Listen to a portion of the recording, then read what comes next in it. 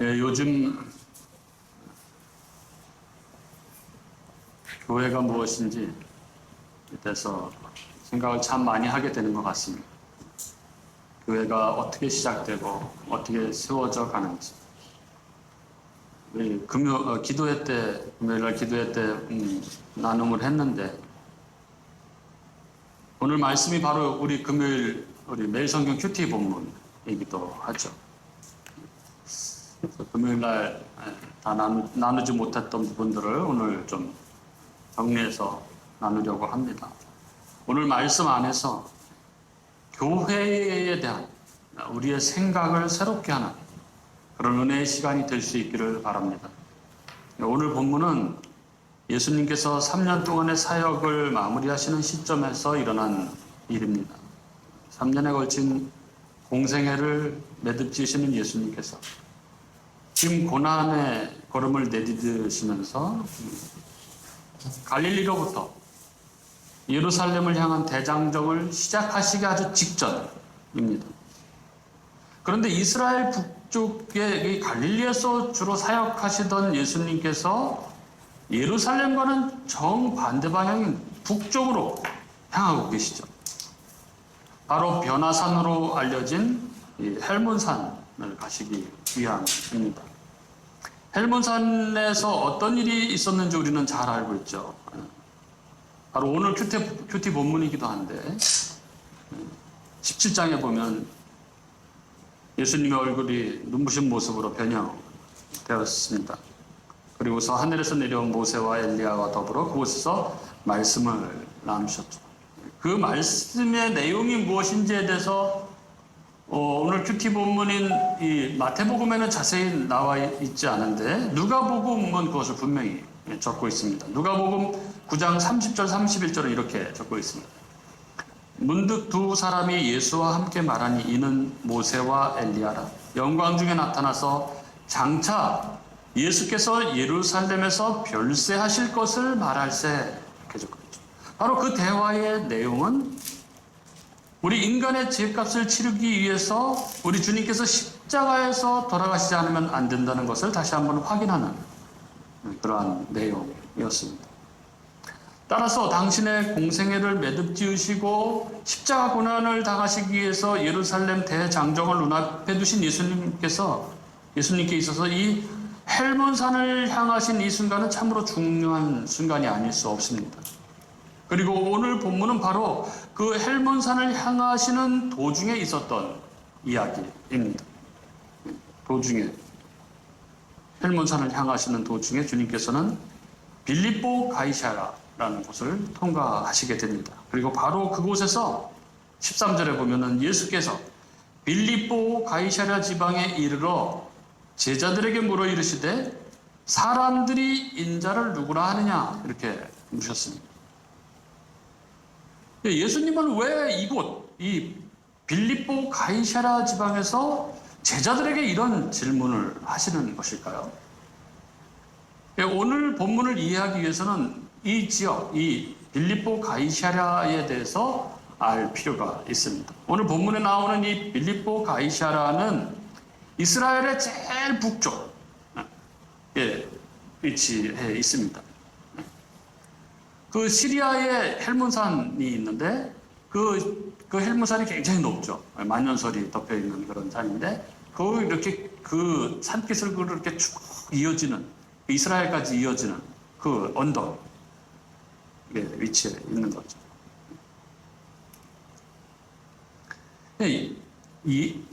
여기가 바로 이제 빌립보 가이사랴인데 예수님이 태어나실 때 그 왕이 헤롯이었죠. 이 헤롯에게는 아들이 여러 있었는데 그 중 하나가 헤롯 빌립이었습니다. 그 헤롯 빌립이 여기에 도시를 만들고 그 로마 황제 이름인 이름을 따서 가이사랴라고 하고 자기 이름도 집어넣어서 빌립보 가이사랴 이렇게 이름을 지었던 것이죠. 당시 로마 제국, 그 거대한 로마 제국 안에는 이 가이사 이름을 붙인 도시가 굉장히 많이 있었습니다. 이스라엘 안에도 가이사랴가 있죠. 홍해랑 붙어 있는데, 그러니까 그런 뭐 가이사랴 이름이 붙은 데가 많이 있었지만 이 황제의 이름을 아무데나 붙일 수는 없었던 거죠. 아무 도시에나. 이 황제의 이름을 붙이기 위해서는 반드시 로마 황제의 영광에 어울리는, 걸맞는 그런 화려한 모습과 웅장한 규모를 갖추고 있는 도시에 이름을 붙일 수 있었던 거죠. 그냥 뭐 형편없는 시골 뭐 어디 마을에다가 이 이름을 붙일 수는 없었습니다. 또한 그 도시의 가장 높은 곳에나 그 도시의 중심에는 그 로마 황제를 위한 신전, 시절을 위한 신전을 세워야 했습니다. 그러니까 이 도시, 이 빌립보 가이사랴라는 이 도시에 황제의 칭호를 붙였다는 말은 이 빌립보 가이사랴가 외형적으로도 엄청나게 웅장한 도시였다는 것을 의미하고, 그리고 거기에는 황제를 위한 신전이 있었다는 것을 말해주는 것이기도 하죠. 역사가들의 말에 의하면 이 빌립보 가이사랴 여기는 이 수리아, 지금의 시리아죠. 수리아의 바알 숭배의 중심지였다고 합니다. 그곳에 14개가 되는 바알 신전이 있었다, 이런 기록이 있다고 합니다. 그리고 바알의 예배는 우리가 잘 아듯이 풍요를 기원하는 그런 의식들이고 음란한 행위들이 그 안에서 함께 진행됐던 의식들이었습니다. 저도 이 성지순례 때 여기를 빌립보 가이사랴를 갔었는데 지금도 아직 거기 터가 굉장히 넓고, 그리고 뭐 이렇게 큰 이 산이 이렇게 바위들이 이렇게 파여져 있는 그런 부분들에 우상들이 많이 세워져 있었다고 그런 설명을 듣고 했습니다. 보면은 굉장히 넓은 지역이죠. 바로 이곳, 세계를 정복했던 그 로마의 땅, 그리고 우상의 신전들을 바라보면서 그곳 이 빌립보 가이사랴 땅을 함께 밟고 서서 예수님께서 물으신 것이죠. 사람들이 인자를 누구라 하느냐? 여러분, 세상 사람들은 예수님을 무엇라고 합니까? 이 질문에 제자들이 이렇게 대답했습니다. 14절에 더러는 세례요한, 더러는 엘리야, 어떤 이는 예레미야나 선지자 중에 하나라 하나이다. 사람들은 예수님을 세례요한 혹은 엘리야, 예레미야 또는 선지자 중에 하나로 그렇게 생각하고 있다는 것입니다. 여기서 사람들이 언급한 이들의 공통적은 하나님의 선지자들이죠.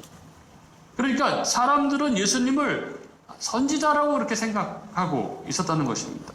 사람들은 그동안 예수님이 하신 일들과 예수님이 가르치신 말씀의 내용을 보면은 예수님이 분명 보통 분이 아니라는 것은 알았죠. 분명히 하나님이 보내신 분이라는 것은 알았습니다. 그러나 그들은 예수님을 하나님이 보내신 선지자라고 생각했지 그리스도, 구원자라고는 생각하지 않았습니다. 그리스도, 이 메시아는 다윗 왕의 후손으로 이스라엘 나라를 이방 세력의 압제로부터 해방시켜서 하나님 나라의 복을 누리게 할 종말론적 통치자를 가리키는 용어가 바로 그리스도입니다. 당시 유대인들은 이 이스라엘의 대적, 로마를 쳐부수고 자신들을 구원해서 옛날 다윗 시대의 영광을 회복시켜줄 왕, 그 메시아, 기름 부음을 받은 자 그리스도를 대망하고 있었죠.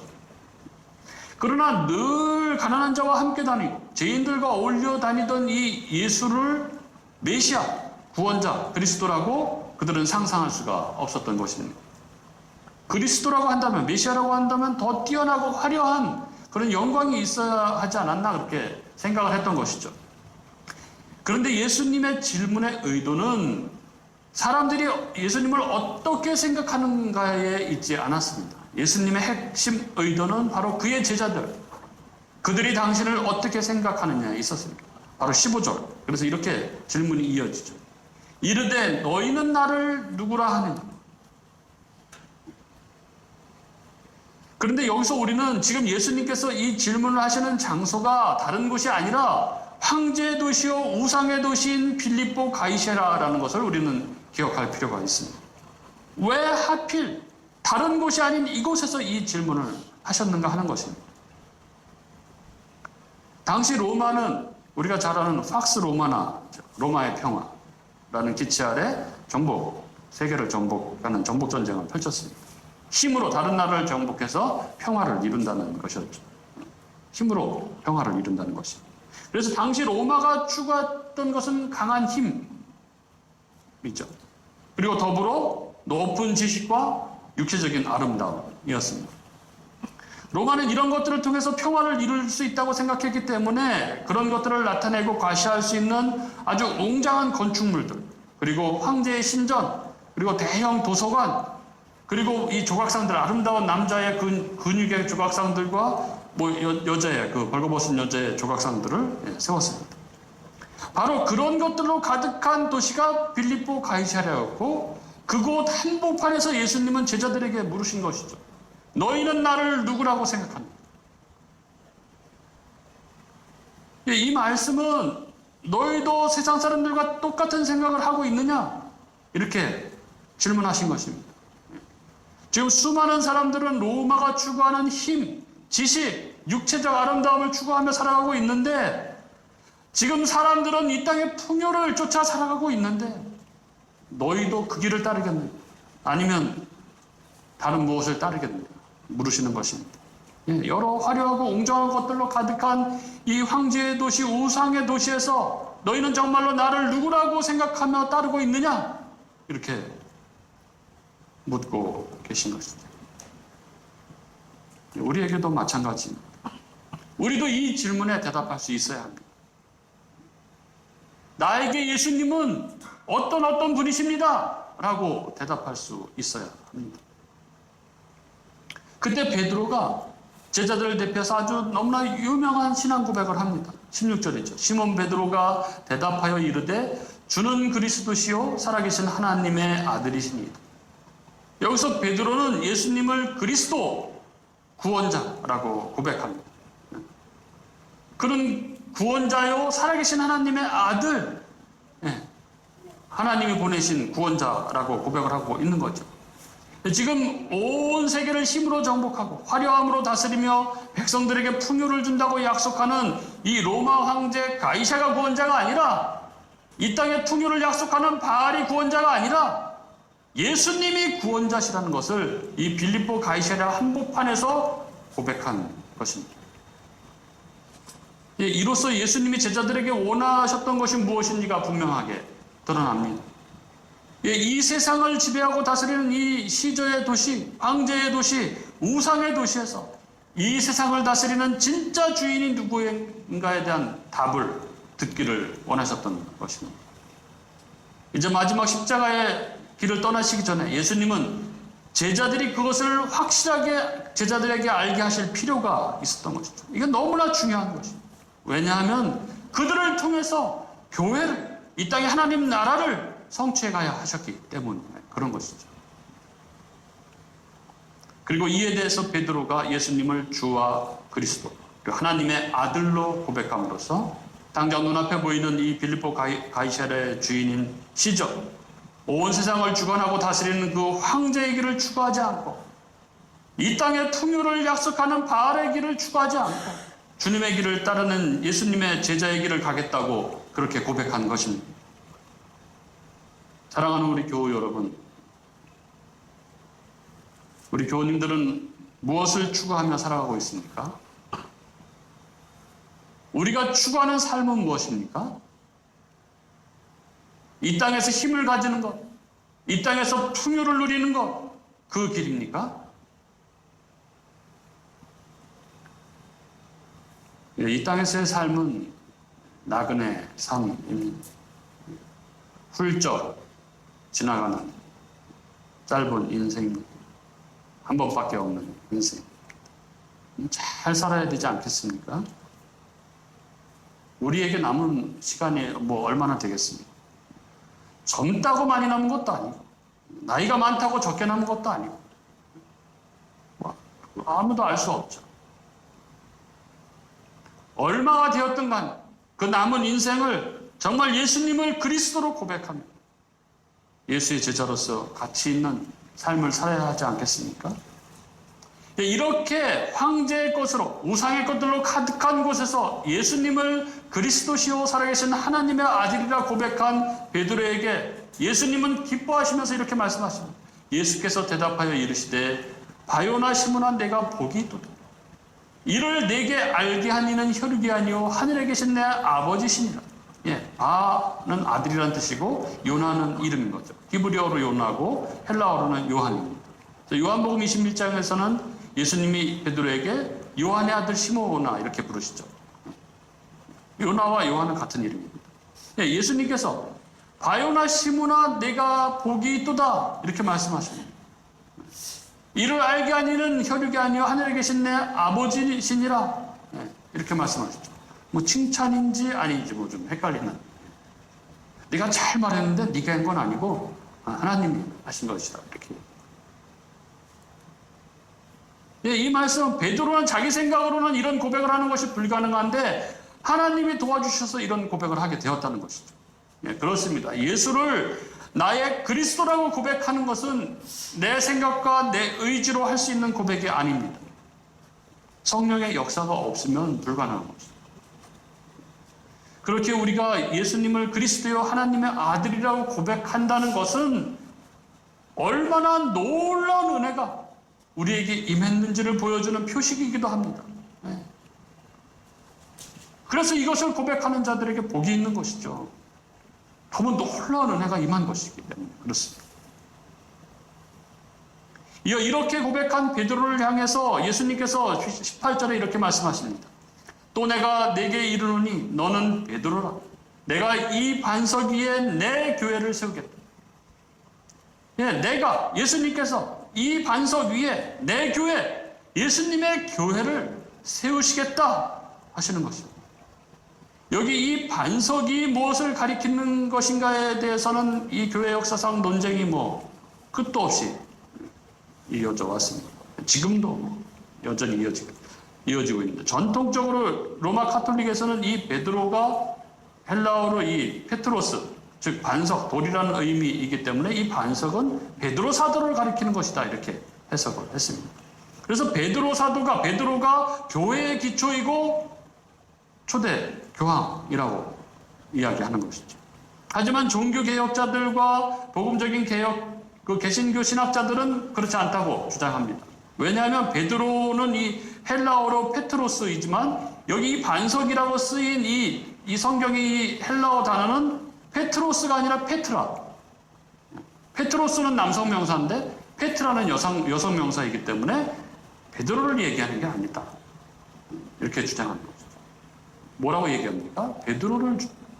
베드로를 지칭하는 것이 아니라 베드로가 한 그 신앙 고백, 주는 그리스도시요 살아계신 하나님의 아들이니이다. 이게 반석이다.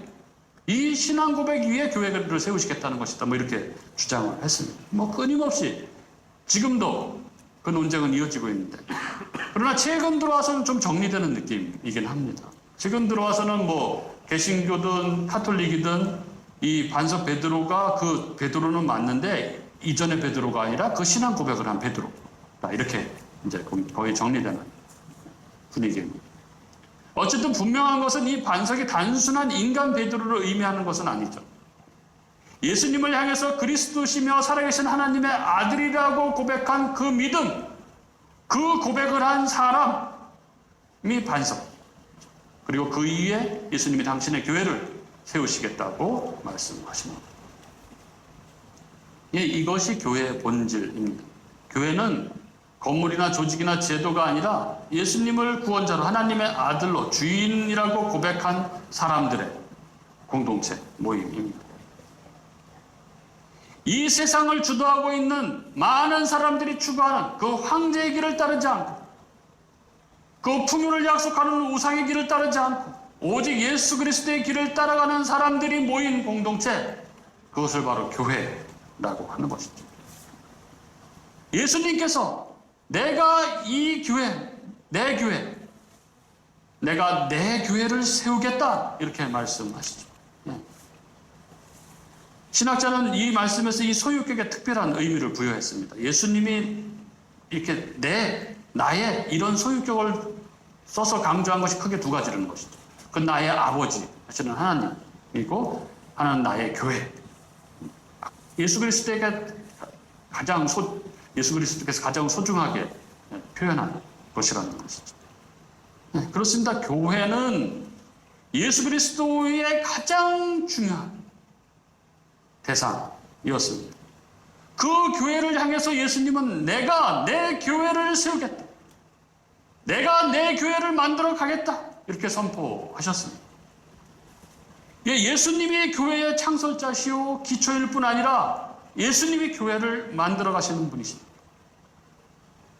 그분이 교회를 꽉 붙들고 계신 분이십니다. 계시록 2장과 3장에 보면 이 소아시아 7교회의 이 사도 요한을 통해서 보내는 편지가 나오죠.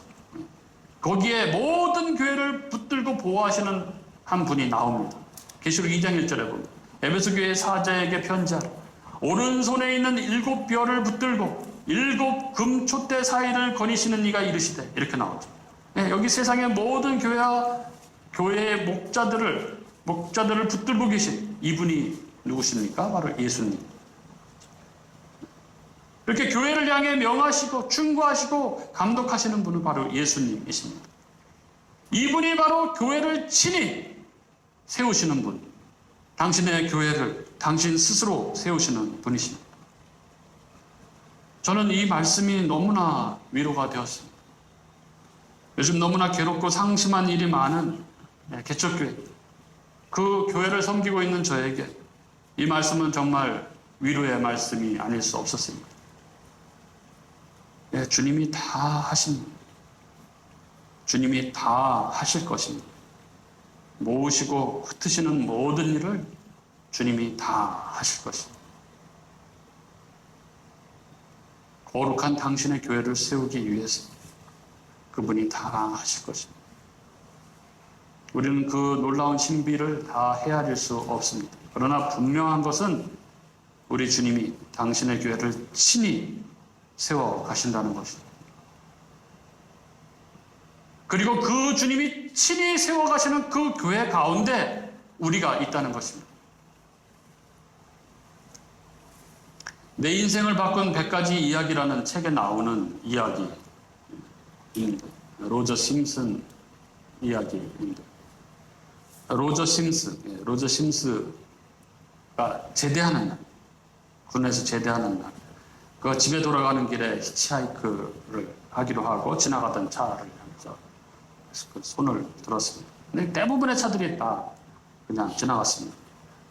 더구나 고급 승용차들은 우리나라도 마찬가지지만 머뭇거리질 않고 지나갔습니다. 그런데 고급 검은색 승용차가 로저 심스 앞에 멈춰 섰습니다. 그 차는 알고 보니까 시카고로 가는 중이었고 로저와 방향이 같았습니다. 로저는 감사하다면서 차에 탔습니다. 로저는 이 사람에게 전도해야 한다는 그런 강한 부담감을 느꼈습니다. 그래서 계속 망설였는데 목적지가 가까워오자 더 이상 지체할 수 없어서 복음을 전했습니다. 예수가 누구인지, 우리가 어떤 존재인지, 우리가 어떤 상황 가운데 있는지, 그런 우리가 어떻게 구원을 받는지에 대해서 복음을 전했습니다. 그 복음을 듣더니 그 사람 하노버 씨가 갑자기 길가에 차를 세웠다고 합니다. 로저는 복음을 제시한 것이 불쾌해서 차에서 내리라고 하는 줄 알았다고 합니다. 그런데 놀랍게도 그는 이 하노버 씨는 눈물을 흘리면서 운전대에다 머리를 숙이고 예수님을 구주로 영접했다고 합니다. 그리고 5년이 흘렀습니다.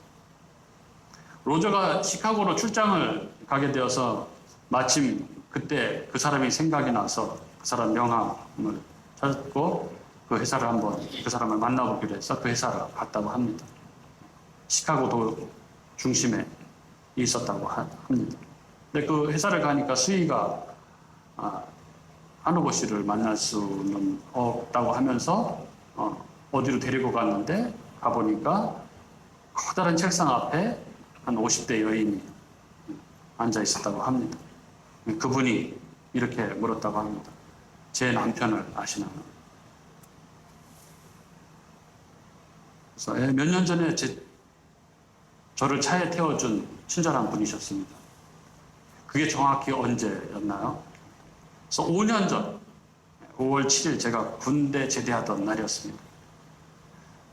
그러니까 그 여자분이 차에서 무슨 일이 있었나요? 제가 복음을 전했고 그분은 차를 세우시고 우셨습니다. 그리고 구원의 기도를 나누었습니다. 이렇게 대답했다고 합니다. 그러자 이 여자분이 갑자기 울기 시작했다고 합니다. 그러면서 이렇게 이야기했다고 합니다. 저는 기독교 집안에서 자랐고 제 남편은 불신자였습니다. 그분은 저의 남편이었고 저는 수년 그의 구원을 위해서 기도했습니다.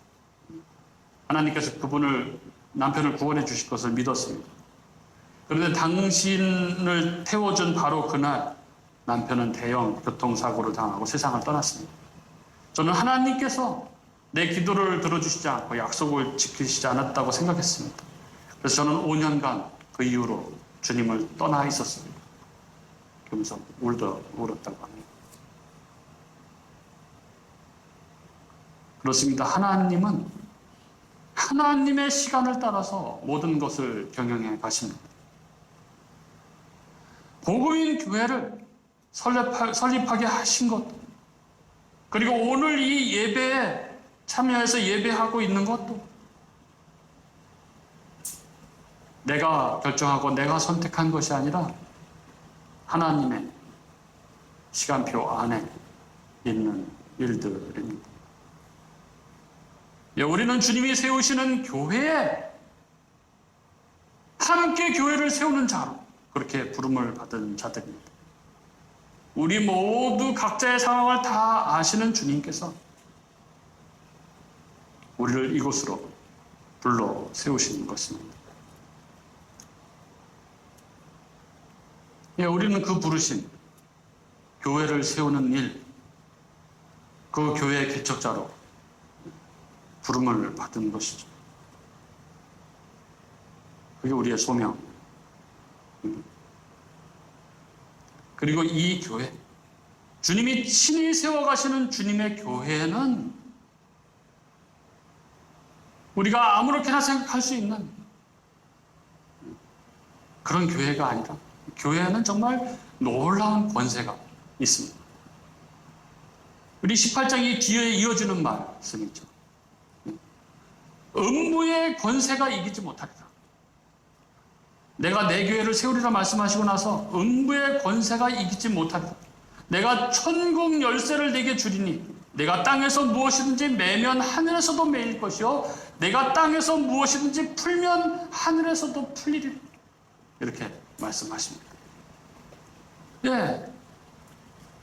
우리 주 예수 그리스도께서 세우신 교회, 여기에는 정말 놀라운 권세가 있습니다. 어떤 권세가 있습니까? 이 교회는 음부의 권세가 이기지 못합니다. 여기 음부의 권세는 문자적으로 음부, 이 지옥의 문. 음부의 권세는 지옥의 문, 이런 뜻입니다.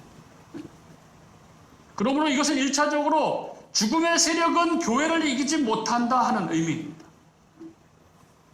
더 나아가서 사탄은 교회 중 어느 한 사람이라도 죄와 사망으로 그를 이끌어내릴 수 없다는 의미인 것이죠. 로마서 8장 35절부터 39절에 이 유명한 말씀이 있지 않습니까? 누가 우리를 그리스도의 사랑에서 끊으리요? 환난이나 곤고나 박해나 기근이나 적신이나 위험이나 칼이랴. 내가 확신하노니 사망이나 생명이나 천사들이나 권세들이나 현재일이나 장래일이나 능력이나 높음이나 깊음이나 다른 어떤 피조물이라 우리를 우리 주 그리스도 예수 안에 있는 하나님의 사랑에서 끊을 수 없으리라. 누구든지 믿음으로 주님의 교회, 즉 하나님의 백성이 되면 영원히 심판의 저주에서 벗어나서 지옥에 떨어지지 않는다는 것입니다. 교회의 머리 대신 주님의 권세가 사탄의 권세보다 월등하기 때문이죠. 뿐만 아니라 그 주님이 십자가의 사역으로 이 사탄의 세력을 무너뜨리고 부활하심으로써 죽음을 정복하고 승리하셨기 때문입니다. 그래서 4세기 이 순교자 키프리아는 교회밖에는 구원이 없다, 이렇게 이야기를 했습니다. 물론 교회에 출석하기만 하면 자동적으로 구원을 받는다는 뜻은 아니죠. 믿음으로 교회에 속하면 절대적으로 안전하다는 말입니다.